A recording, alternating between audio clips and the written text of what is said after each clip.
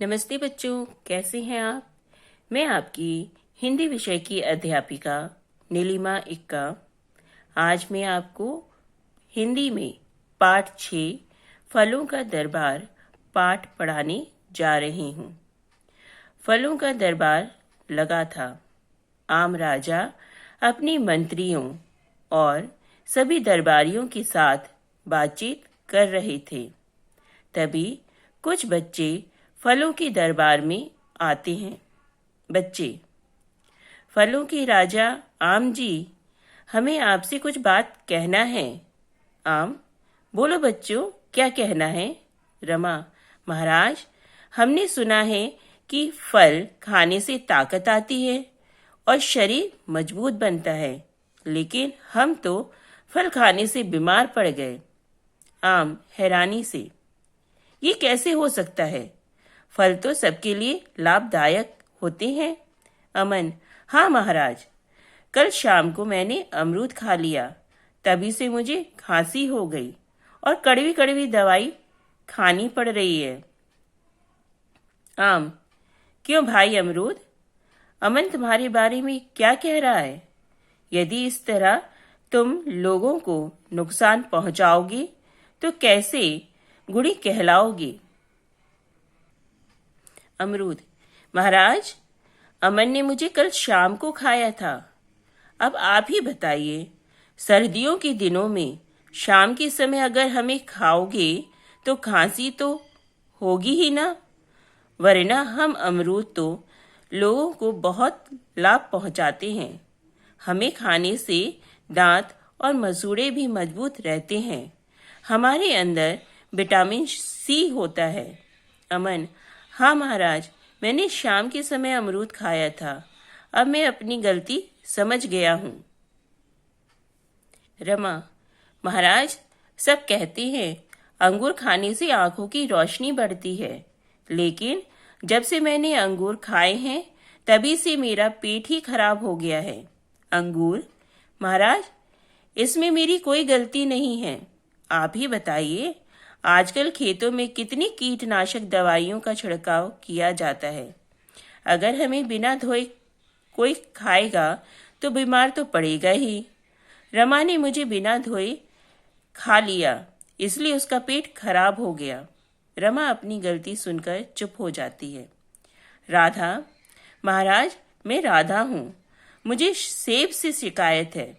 आम, लेकिन सेब को तो सबसे अच्छा फल माना जाता है।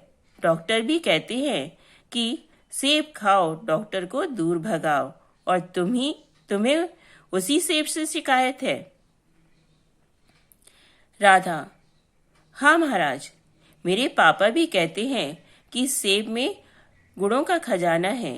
उसमें विटामिन, आयरन और प्रोटीन बहुत मात्रा में होता है। डॉक्टर ने मुझे कहा था कि रोज सेब खाया करो, ताकत आ जाएगी। मैं रोज 5-6 सेब खाती हूँ, फिर भी मैं कमजोर हूँ। सेब? राधा, तुमने एक साथ 5-6 सेब खा लिए। तुम्हें पता नहीं कि किसी भी चीज को अधिक मात्रा में खाने से लाभ की जगह हानि हो जाती है। अगर आप सही समय पर सही मात्रा में हमें खाओगे तो आपके लिए लाभकारी ही साबित होंगे। राधा, अब मुझे समझ आ गया कि मुझे सेब खाने पर भी पूरी ताकत क्यों नहीं मिल रही थी। नीता पेट पकड़े हुए, महाराज, मैंने सुबह से कुछ नहीं खाया था, इसलिए मुझे बहुत जोर से भूख लगी थी और मैंने भूख मिटाने के लिए 2 केले खा लिए।